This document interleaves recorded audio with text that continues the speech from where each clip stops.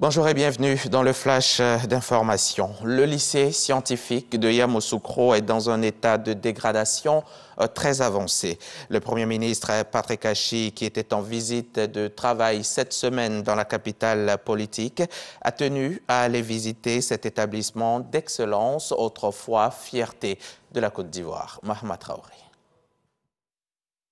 Au lycée scientifique de Yamoussoukro, personne ne s'attendait à une telle visite ce vendredi matin, celle du chef de gouvernement dans ce mythique temple du savoir. Une fois sur place, Patrick Achi se rend dans une salle de classe pour échanger avec les élèves. Qu'est-ce que vous voulez devenir plus tard?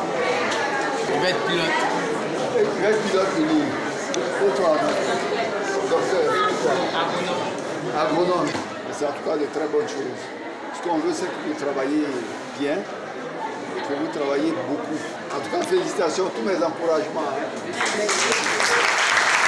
Ce passage éclair au lycée scientifique de Yamoussoukro n'était pas prévu à l'agenda initial de cette visite de travail du chef de gouvernement, mais l'urgence l'a commandé. En état de vétusté, cet établissement d'excellence est toujours en attente de sa rénovation, malgré la disponibilité des financements. Les derniers obstacles viennent d'être levés. Un financement du C2D, de l'AFP, pour réhabiliter le lycée scientifique et également créer des classes de préparation aux grandes écoles, ivoiriennes ou internationales. Et pour que cela puisse se faire, il faut que les écoles mixtes qui étaient à l'intérieur du lycée scientifique puissent être déplacées à l'extérieur.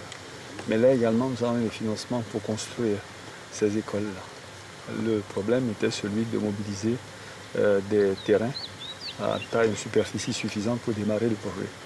Je crois que là, avec monsieur le préfet ainsi que ses collaborateurs, ce site-là sied parfaitement et pourrait donc très rapidement être mobilisé, moyennant donc des purges qui vont se faire très rapidement pour que les travaux puissent démarrer, puisque l'entreprise est déjà identifiée, les financements sont identifiés.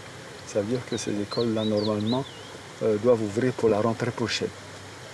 Donc pour nous, c'est un problème qui est réglé et on donnera les instructions nécessaires pour que les choses aillent extrêmement vite. La rénovation du lycée scientifique de Yamoussoukro est financée à hauteur de 30 milliards de francs CFA par l'Agence française de développement dans le cadre du C2D, contrat de désendettement et de développement. Un reportage signé Mahama Traoré et Lamine Dramé. Les médecins radiologues s'outillent davantage pour mieux affronter le cancer. Ils participent à un atelier de renforcement de capacités initié par la société Imagerie Médicale. Ces formations qui ont eu lieu à l'INSP d'Adjamé ont pour objectif d'améliorer le traitement pour une meilleure prise en charge. On en parlera dans le 13h avec Serge Pacom Didi et Jean-Marc Djadji.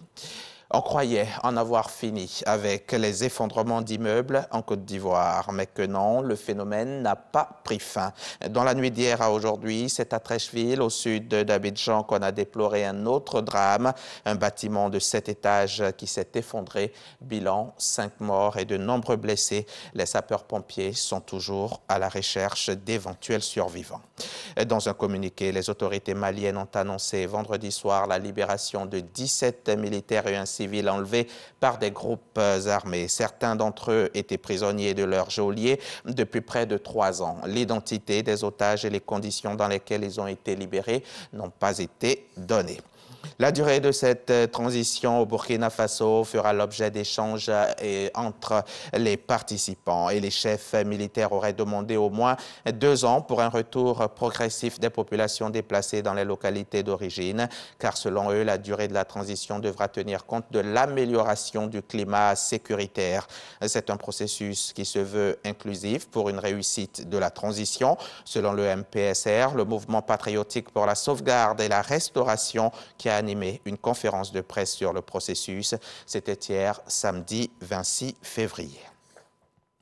4e jour de l'invasion militaire russe en Ukraine depuis jeudi 24 février. De violents combats se déroulent dans la capitale, mais Kiev offre une résistance certaine et semble ralentir la progression russe. Côté européen, les alliés de l'Ukraine accroissent à la fois soutien matériel et financier et les sanctions économiques à l'encontre de la Russie de plus en plus isolée. L'Ukraine, qui se dit reconnaissante de la dernière série de sanctions financières imposées à la Russie par les puissances occidentales.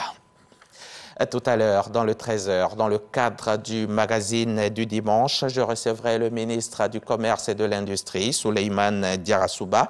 Le sujet du jour, c'est bien la cherté de la vie. Depuis quelque temps, les consommateurs se plaignent d'une flambée des prix des produits de première nécessité. Le ministre viendra nous parler. C'est à 13h, c'est sur RTI.